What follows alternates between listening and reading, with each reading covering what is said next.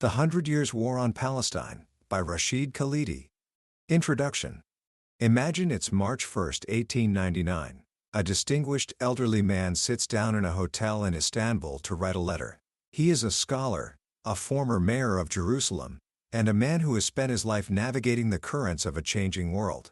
His name is Yusuf Dia al-Din Pasha al-Khalidi, and he is writing to the chief rabbi of France, but his message is intended for another man entirely, a Viennese journalist named Theodor Herzl, the founder of a new and ambitious political movement called Zionism. In his letter, written with respect and even admiration, Yusuf Dia acknowledges the suffering of the Jewish people in Europe and understands their desire for a safe haven. He even writes, "My God, historically it is your country." But then, with the wisdom of someone who knows his homeland not as an abstract idea but as a living, breathing place, he delivers a sober warning. He writes that the brutal force of circumstances cannot be ignored, and the most important circumstance is this: Palestine is inhabited by others. He pleads, in the name of God, let Palestine be left alone. Herzl's reply came just over 2 weeks later. He dismissed the concerns of this Jerusalemite elder. The arrival of Jewish immigrants, Herzl wrote, would only bring prosperity to everyone. It would increase the well-being, their individual wealth. He completely ignored the central point, that a people already lived there, a people who would not agree to be supplanted. What Herzl didn't write in his polite letter, but had privately written in his diary a few years earlier, was a more chilling vision, a plan to spirit the penniless population across the border, discreetly and circumspectly. That brief exchange, over a century ago, contained the seeds of everything that was to come. It was the quiet, polite beginning of a storm, a 100-year war declared not between two equal armies on a battlefield, but a war of a colonial power against an indigenous population, a war to make a land that was inhabited seem empty. Today, we're going to journey through a powerful book that reframes this entire story, The 100 Years' War on Palestine, by Rashid Khalidi. Khalidi is not just a world-renowned historian at Columbia University. He is the great-great-nephew of the man who wrote that prophetic letter back in 1899. This book is both a sweeping history and a personal family story, woven together to reveal a truth that has been intentionally obscured for decades. By the end of our time together, you will no longer see the conflict in Palestine as an ancient, complicated religious feud between two equal sides. You will see it for what Khalidi argues it truly is: a continuous, century-long colonial war waged to replace one people with another, a war that could never have succeeded without the full backing of the world's most powerful empires. This is not just a history of a faraway land, it's a story about power, justice, and the incredible resilience of a people who have refused, for over 100 years, to be erased. Book summary. Our story begins not with war, but with a world in motion. At the turn of the 20th century, Palestine was a society undergoing rapid change. Under the vast, old Ottoman Empire, new schools were opening, newspapers were flourishing, and cities like Jaffa and Haifa were buzzing with trade, connecting the country to the global economy. It was a place where people identified with their family, their city, their faith, and their Arab culture, all under the umbrella of the Ottoman state. This was not a stagnant, empty desert waiting for a savior. It was a vibrant, evolving society, home to a people with deep roots in the land. Into this world stepped men like Yusuf Dia al-Khalidi. A man of deep tradition, he was also remarkably modern. He studied in Jerusalem, Malta, Istanbul, and Vienna, learning multiple European languages and becoming fascinated with different religions, especially Judaism. He served as mayor of Jerusalem, a diplomat, and a scholar. His life shows us a world that was open, educated, and connected. But Yusuf Dia was also a keen observer. He saw two forces converging on his homeland. From Europe, he saw the horrifying rise of anti-Semitism and understood that it was fueling a new political movement, Zionism, which sought to create a Jewish state. At home, as mayor of Jerusalem, he saw the first friction caused by the arrival of European Jewish settlers in the late 1800s. He knew, with painful clarity, that the Zionist goal of creating a sovereign Jewish state in Palestine could not be reconciled with the rights and well-being of the people who already lived there. This is what led him to write his famous letter to Theodor Herzl in 1899. It wasn't a letter of hate, it was a plea for understanding. He recognized the Jewish historical connection to the land but warned that reality could not be ignored. Palestine was inhabited. Herzl's reply set a pattern that would repeat for the next century. He spoke of progress and prosperity, the classic language of colonialism everywhere. He wrote that Jewish immigration would benefit the native people. It was a condescending attitude that assumed the Arabs of Palestine could be bribed or fooled into giving up their homeland. But behind this public-facing benevolence was the private diary entry, the plan to spirit the poor away, to empty the land for the new project. This was the core of the colonial endeavor. The native population had to be managed, moved, or, ideally, disappeared. This early exchange reveals the fundamental nature of the conflict. As Rashid Khalidi argues throughout the book, this was never a war between two equal national movements. It was a colonial war waged against an indigenous population. Like other colonial projects in the Americas, Africa, or Australia, it sought to supplant the native people. It justified itself with claims of bringing civilization against barbarism, as Herzl himself wrote. This was the idea behind the powerful but false slogan, "A land without a people for a people without a land." The people who were there were simply rendered invisible. For years, this colonial project struggled to find a patron. It failed to get support from the Ottoman Empire or Germany. But then, the world was torn apart by the Great War. The First World War brought unimaginable devastation to Palestine and the entire region. It was a time of starvation, disease, and forced conscription. Khalidi shares the story of his own family. 4 of his great-uncles were conscripted into the Ottoman army, and his grandparents had to flee their home in Jaffa to escape the fighting. His uncle Hussein, serving as a medical officer, remembered seeing the bodies of people who had starved to death lying in the streets of Jerusalem. It was a society brought to its knees. And it was in this moment of profound trauma and weakness that the first great declaration of war was made against the Palestinian people. It didn't come from an invading army, but in a single sentence from the heart of the British Empire. On November 2, 1917, the British Foreign Secretary, Arthur James Balfour, issued a statement. It was only 67 words long, but it would decide the fate of Palestine for the next century. The Balfour Declaration stated that the British government viewed with favor the establishment in Palestine of a national home for the Jewish people. Let's pause and understand what this meant. At the time, the Arab population of Palestine was about 94% of the total. The Jewish population was about 6%. Yet this declaration promised a national home to the tiny minority. And what of the vast majority? They weren't even mentioned by name. The words Palestinian or Arab do not appear. They were referred to only as the existing non-Jewish communities, and were promised only civil and religious rights, not political or national rights. The Zionist movement, which had been a project in search of a patron, had finally found one in the greatest imperial power of the age. For the Palestinians, as Khalidi writes, Balfour's careful prose was a gun pointed directly at their heads. It was a declaration of war by the British Empire on the indigenous population. Britain's motivations weren't born of kindness. They were strategic. Controlling Palestine was crucial for protecting the Suez Canal and their route to India. Sponsoring the Zionist project was a convenient way to secure their imperial interests. The British government knew exactly what it was doing. In a confidential memo written in 1919, Lord Balfour himself admitted the blatant hypocrisy. He wrote that in Palestine, Britain did not propose even to go through the form of consulting the wishes of the present inhabitants of the country.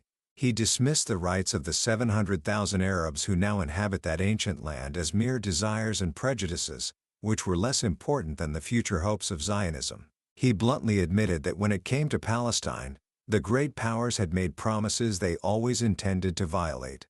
This policy was formalized in the British Mandate for Palestine, issued by the League of Nations in 1922. The mandate incorporated the Balfour Declaration and gave it the force of international law. It was an extraordinary gift to the Zionist movement. It explicitly recognized the historic connection of the Jewish people with Palestine. For the Arabs, whose mosques, churches, villages, and farms had shaped the land for over 1,000 years, there was no mention of any historical connection. It was a legal document designed to erase a people from their own history. The mandate laid the groundwork for a Zionist parastate. It called for facilitating Jewish immigration and close settlement by Jews on the land. It created a Jewish agency with quasi-governmental powers, a body that could assist in the development of the country and act as a representative on the world stage. The Palestinians were offered no such body. They were consistently denied any form of real self-government, because the British knew that a democratic majority would immediately vote to end the Zionist project. As Prime Minister Lloyd George privately assured Zionist leader Chaim Weizmann, Britain would never allow representative government in Palestine for this very reason. The Palestinians did not accept this quietly. They organized a series of national congresses, sent petitions, and held protests. Newspapers like Philistine warned of a nation threatened with disappearance. But they were facing not just the Zionist movement, but the full might of the British Empire. The situation reached a breaking point in the 1930s. The rise of the Nazis in Germany led to a massive wave of Jewish immigration to Palestine, with tens of thousands arriving each year. The Jewish population swelled from 18% in 1932 to over 31% by 1939. To the Palestinians, it was clear that they were on the verge of becoming a minority in their own country. This led to the Great Arab Revolt of 1936 to 1939. This wasn't just a riot, it was a massive, countrywide uprising against British rule and the Zionist project it sponsored. The British response was utterly brutal. They brought in 100,000 troops, deployed bombers, and used tactics of collective punishment, house demolitions, and summary executions. By the time the revolt was crushed, 10% of the adult male Palestinian population had been killed, wounded, imprisoned, or exiled. The author's own uncle, Dr. Hussein al-Khalidi, who was the mayor of Jerusalem, was among the leaders deported to the far-off Seychelles Islands in the Indian Ocean. The crushing of the revolt was perhaps the greatest service Britain provided to the Zionist movement. It left Palestinian society shattered, leaderless, and disarmed. Meanwhile, the British had armed and trained the Jewish settlers' militias to help them suppress the revolt. This created the military force that would be decisive less than a decade later.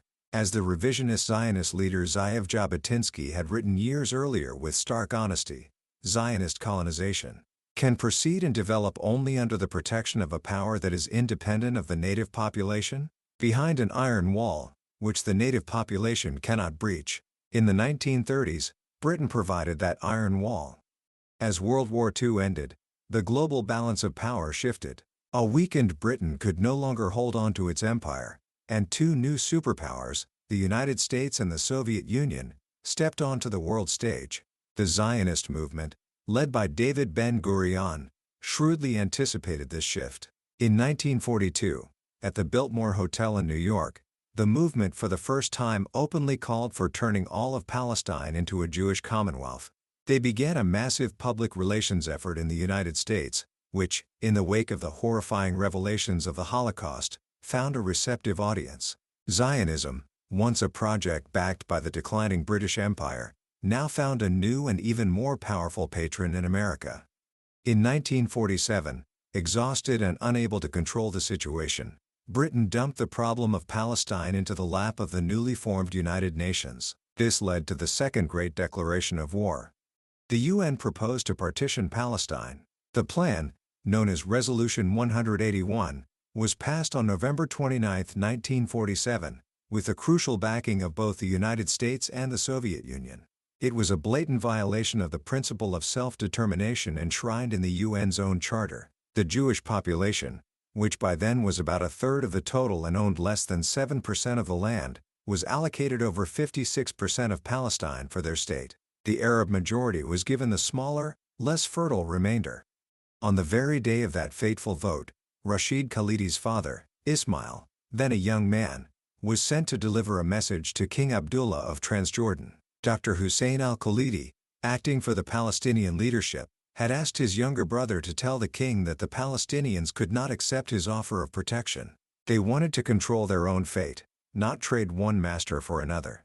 As my father delivered this unwelcome news, a servant entered the room and announced that the UN had just voted for partition.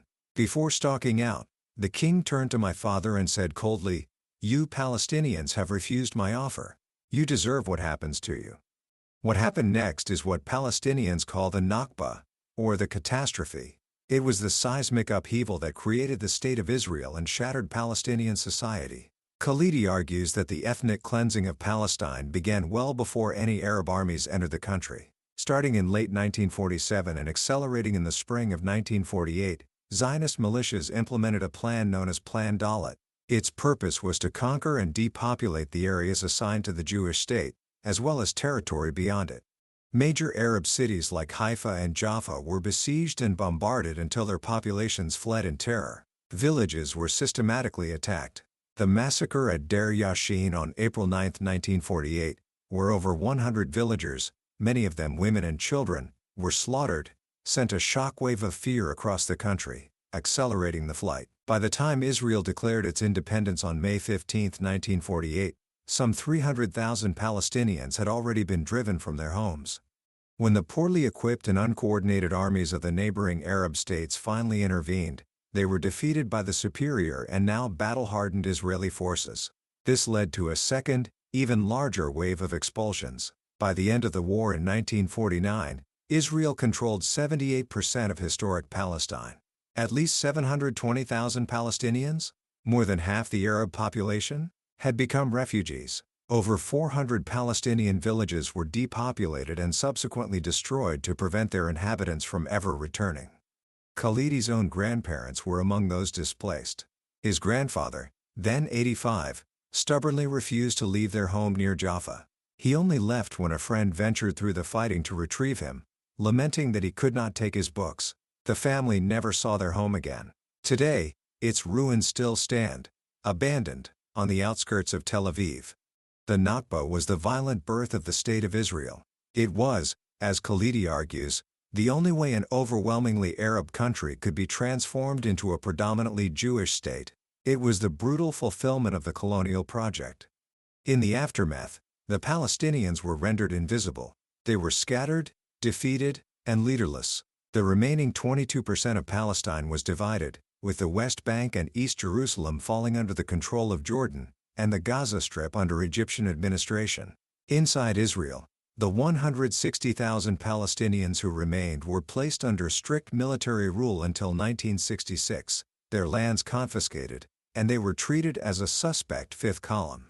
But the Palestinians did not simply forget or disappear. In the refugee camps of Gaza, Jordan, Syria, and Lebanon, a new generation grew up with the trauma of the Nakba as their defining identity. From this generation emerged new militant organizations in the 1950s and 60s, most notably Fatah, led by a young Yasser Arafat, and the movement of Arab nationalists, which would give birth to the PFLP. Their goal was to put Palestine back on the map, to force the world to acknowledge their existence through armed struggle.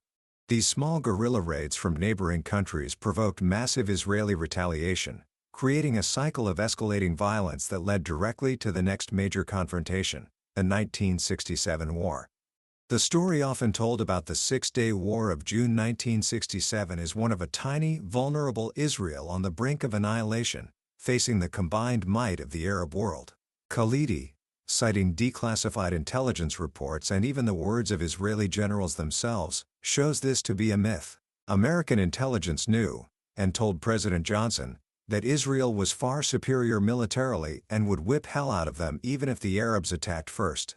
It was Israel that launched a devastating surprise attack, wiping out the Egyptian, Syrian, and Jordanian air forces on the ground in a matter of hours. In 6 days, it conquered the Sinai Peninsula and the Gaza Strip from Egypt, the West Bank and East Jerusalem from Jordan, and the Golan Heights from Syria. Rashid Khalidi shares a personal memory from that week. As a college student, he was in his father's office at the United Nations in New York. On the 5th day of the war, the Security Council passed a resolution demanding an immediate ceasefire, as Israeli forces were advancing on the Syrian capital, Damascus. But just as it seemed action would be taken, the American ambassador, Arthur Goldberg, asked for a 2-hour adjournment to consult with his government. Khalidi asked his father why. His father replied with a bitter smile, "Don't you understand? The Americans are giving the Israelis a little more time." It was a small moment, but it revealed a profound shift. The United States was no longer just a supporter, it was providing diplomatic cover for Israeli military conquests. This shift was cemented in the war's aftermath, with what Khalidi calls the Third Great Declaration of War. UN Security Council Resolution 242, passed in November 1967. This resolution, largely drafted by the US and Britain, would become the bedrock of all future peace processes. But it was a document designed to erase the core of the problem.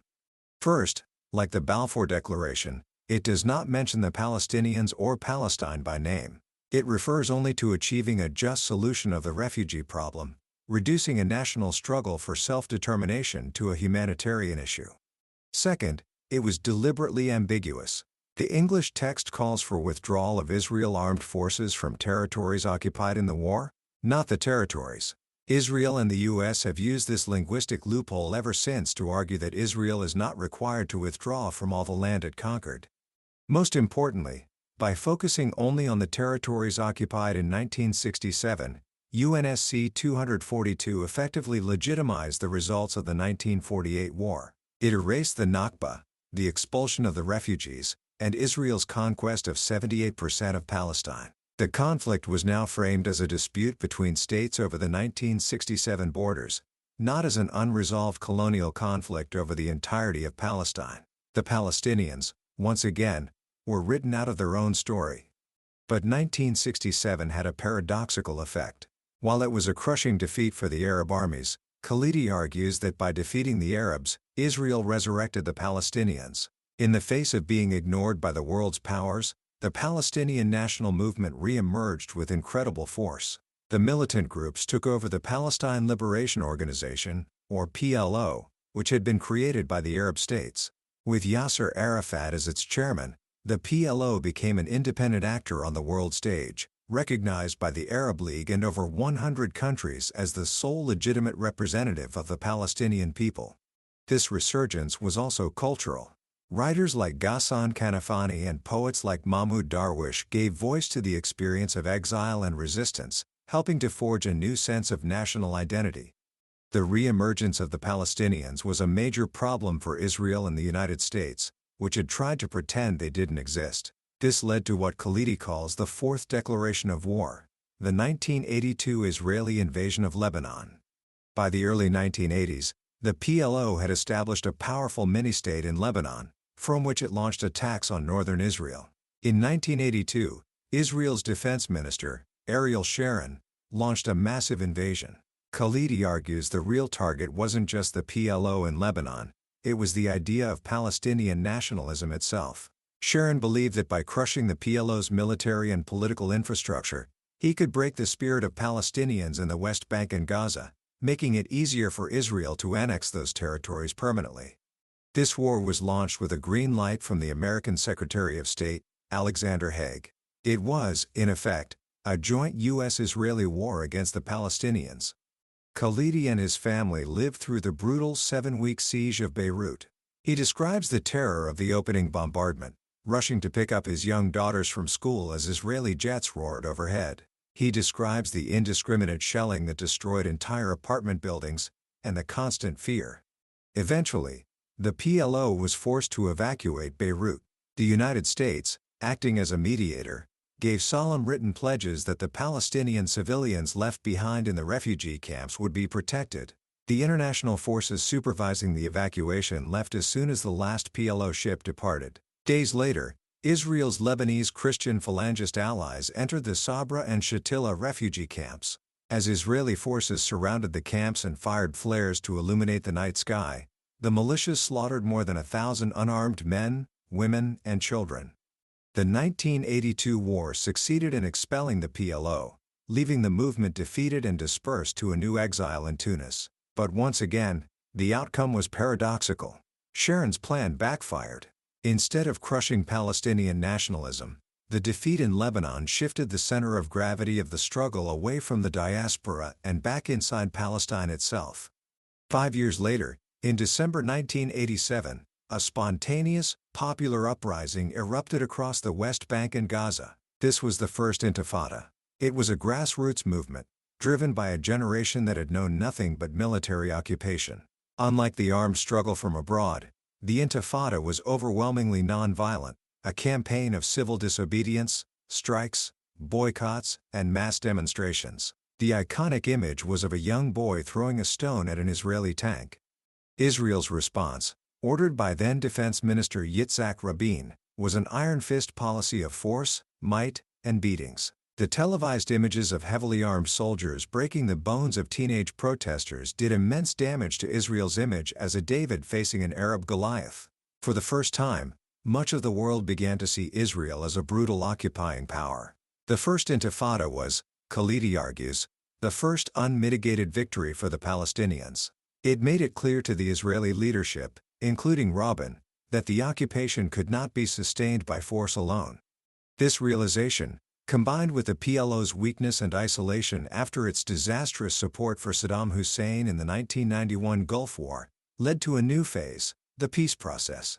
This began with the Madrid Conference in 1991 and led to what Khalidi calls the Fifth Declaration of War, the Oslo Accords.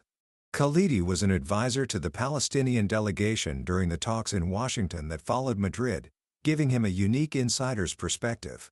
He describes a process that was stacked against the Palestinians from the start. Israel dictated who could be on the Palestinian team and what could be discussed. The United States, far from being an honest broker, acted as Israel's lawyer, bound by secret commitments to never put forward proposals that Israel found unsatisfactory. While the official talks in Washington stalled, a secret back channel opened in Oslo, Norway. There, in 1993, a desperate and weakened PLO leadership agreed to a deal. The Oslo Accords were celebrated around the world with a famous handshake on the White House lawn. But Khalidi, and others like Edward Said, saw it for what it was, a trap. Said called it an instrument of Palestinian surrender, a Palestinian Versailles. The Accords did not promise a Palestinian state. They created a Palestinian Authority PA with limited self-rule over fragmented patches of the West Bank and Gaza, amounting to less than 40% of the territory. Israel retained ultimate control over borders, airspace, water, security, and the rapidly expanding settlements. In effect, the PLO had agreed to become a subcontractor for the occupation. The PA's main job, mandated by Israel and the U.S., was to provide security coordination, that is, to police its own people on behalf of the occupier. As Khalidi had feared, the post-Oslo years were a disaster for most Palestinians. Instead of freedom, they got more checkpoints, walls, and settlements. The economy withered. Gaza was severed from the West Bank, and both were cut off from Jerusalem. The interim period that was supposed to last 5 years has now stretched on for nearly 30. This growing despair, combined with the final collapse of the peace process at the Camp David summit in 2000, led to the Second Intifada. This uprising was starkly different from the first. It quickly became militarized, characterized by deadly suicide bombings by Palestinian militant groups, especially the rising Islamist movement, Hamas. These attacks on Israeli civilians were a strategic and moral disaster, erasing the positive image the Palestinians had built and uniting Israelis behind their hardline leader, Ariel Sharon. Israel responded with overwhelming force, reoccupying the Palestinian cities and eventually laying siege to Yasser Arafat in his Ramallah headquarters until his death in 2004. The chaos and disillusionment paved the way for Hamas to win the Palestinian parliamentary elections in 2006. This led to a devastating split in the Palestinian national movement. After a brief, bloody civil war in 2007, Fatah was left in control of the PA and the West Bank, while Hamas took control of Gaza. This brings us to Khalidi's sixth and final declaration of war, the ongoing siege of Gaza. After Hamas took control, Israel imposed a crushing blockade, turning the tiny, crowded strip into what has been called the world's largest open-air prison. This siege was punctuated by a series of savage Israeli military assaults in 2008, 2012, and 2014. Khalidi details the sheer scale of this violence. In the 2014 war, for example, Israel fired nearly 50,000 artillery and tank shells into Gaza and launched over 6,000 air attacks, many using 2,000-pound bombs, in just 51 days. This was the application of what the Israeli military calls the Dahiya doctrine, the intentional use of disproportionate force to cause great damage and destruction on civilian areas. It is collective punishment as a formal strategy. Over the course of a century, the battlefield has changed, from the diplomatic salons of London to the hills of Palestine, from the streets of Beirut to the refugee camps of Gaza. But for Khalidi, the fundamental nature of the war has remained the same. It is a war waged by a powerful colonial movement, backed by empires, to supplant an indigenous people. Commentary. As we step back from this long, often brutal century of history, what is the most important lesson Rashid Khalidi wants us to understand? It's that this conflict is not, at its heart, complicated. It is, in fact, painfully simple. It is the story of a settler-colonial project that arrived a century too late. It imported a 19th-century model of replacing a native population into a 20th-century world where such projects were no longer seen as heroic acts of progress, but as acts of injustice. The central pillar of this entire 100-year war has been the systemic, intentional, and legally codified principle of inequality. From the Balfour Declaration, which granted national rights to a minority and only civil and religious rights to the majority, to Israel's 2018 nation-state law, which declares that the right to national self-determination is unique to the Jewish people, the goal has always been to enshrine the supremacy of one group over another. As one Israeli lawmaker bluntly put it, Palestinians suffer from one major defect: they were not born Jews. This is the core of the issue. A just and lasting peace cannot be built on a foundation of inequality. Khalidi argues that any future solution, whether it's two states, one state, or something else entirely, will fail unless it is based on the principle of absolute equality of human, civil, political, and national rights for every single person who lives between the Jordan River and the Mediterranean Sea. What does this mean for you today? It means, first and foremost, learning to see this story clearly. It means rejecting the myth that this is an intractable conflict between two equal sides with equally valid claims, and instead seeing it as a deeply unequal struggle between an occupier and an occupied people, a colonizer and a colonized people. Second, it means recognizing the role that outside powers, especially the United States, have played not as neutral mediators, but as active participants on one side of this war. Understanding this is crucial to changing the dynamic, because as long as Israel receives unconditional military, economic, and diplomatic support to maintain the status quo of occupation and inequality, there is no incentive for it to change. Finally, the book leaves us with a sense of profound respect for the sheer persistence of the Palestinian people.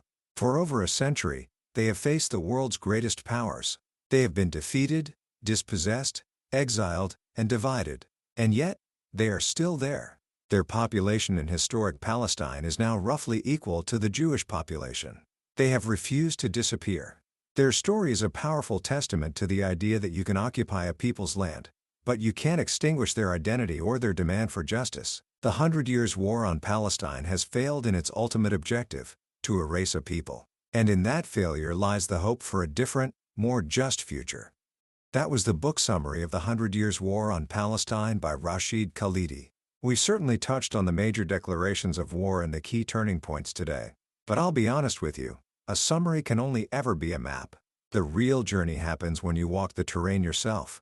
The power of this book is not just in the historical facts, but in the way Khalidi weaves them together with his own family story, making a century of struggle feel deeply personal. This summary is designed to give you a clear framework and help you decide if this history is one you need to understand more deeply. If anything we've talked about has sparked your curiosity or challenged what you thought you knew, I urge you to grab a copy. Reading it isn't just about learning history. It's about understanding the world we live in today and the human cost of a conflict that continues to shape it. A link to the book is in the description. Also, if you found this summary valuable and it gave you a new perspective, please do me a small favor and hit that like button. And make sure to subscribe to Billionaire's Bookshelf so you don't miss our next journey into another book that can change the way you see the world. Let's keep learning and growing together.